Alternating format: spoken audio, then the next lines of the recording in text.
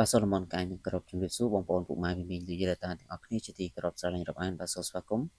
មកកាន់វីដេអូតម្រូវឆ្នោតយន្ត VIP បាទសម្រាប់ថ្ងៃទី24ខែវិច្ឆិកាឆ្នាំ2025បងប្អូនពុកម៉ែមីមីសម្រាប់ថ្ងៃនេះផងដែរខ្ញុំបាទក៏បានធ្វើការរៀបចំនៅតម្រូវលេខលុយតូចបាទសម្រាប់ធ្វើការជែកជូនទៅកាន់បងប្អូនពុកម៉ែមីមីទាំងអស់គ្នាសម្រាប់កំសាន្ត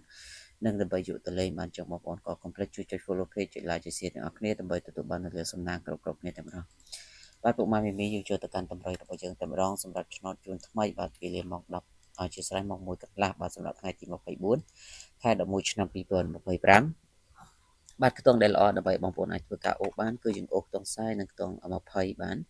បាទចំពោះខ្ទង់40គឺបងប្អូនសូមបុក41 47 ABCD បុកលេងបាទសម្រាប់ម៉ោង1កន្លះ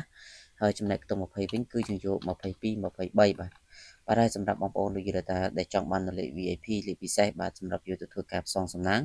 បងប្អូនទាំងអស់គ្នាអាចធ្វើការឆាតមកសុំទាំងអស់គ្នាបានគឺអាចឆាតចូលប្រអប់សារឬក៏ឆាតចូល page បងប្អូននឹងទទួលបានលេខពិសេសពីខ្ញុំបាទយកទៅលេខបាទហើយសេវាត្រឹមតែ50000រៀលទេបាទឆ្នោតចិញ្ចឹមទៅយកសេវាតាមក្រោយអញ្ចឹងបងប្អូនដែលបំណងចង់បានលេខល្អសូមកុំភ្លេចធ្វើការឆាតមកចូលទាំងអស់គ្នាបាទសម្រាប់ម៉ោង6កន្លះវិញយើងធ្វើការលេងខ្ទង់7និងលេងខ្ទង់9បានបាទចំពោះខ្ទង់9នេះយើងយក96 97បុក ABCD ហើយចំណែកខ្ទង់7គឺយើងយក7គុត71បាទអញ្ចឹងទីនេះគឺជាតម្រូវឆ្នោតសម្រាប់ថ្ងៃទី24បាទសម្រាប់ឆ្នោតយន្តចាស់និងយន្តថ្មីបាទចំបងប្អូនពុកម៉ែមីមីបាទខ្ញុំបាទក៏សូមអរគុណនិងជូនពរសំណាងល្អទាំងអស់គ្នាសូមគោរពលា